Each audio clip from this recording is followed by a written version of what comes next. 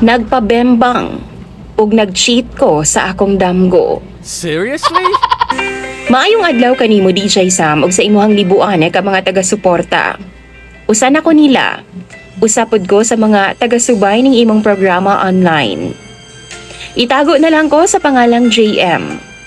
22 anyos ko DJ Sam, dunan ako ibana og isa ka anak.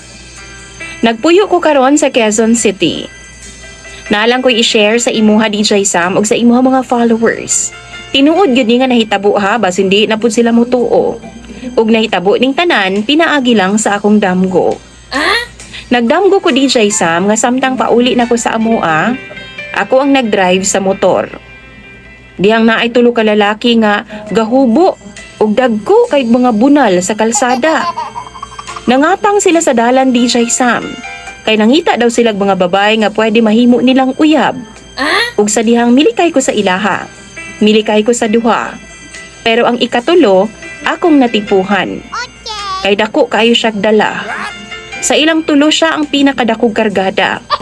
Duol na unta ko sa amo ang balay DJ Sam. Wa ko magdahom nga nagkasabay di ay ming duha. Unya na hunahunaan ko nun ako ang akong bana.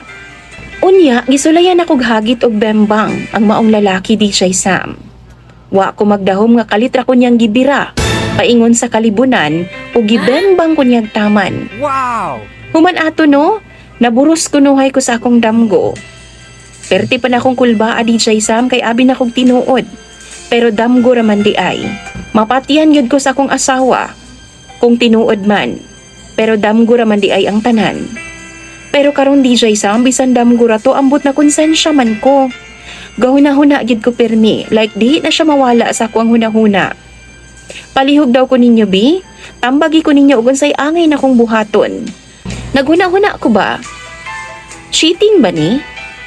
Sumbungan ba na ako ang akong asawa kalabot sa akong damgo?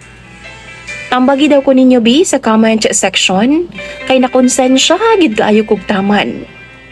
Imong sender DJ Sam og follower JM.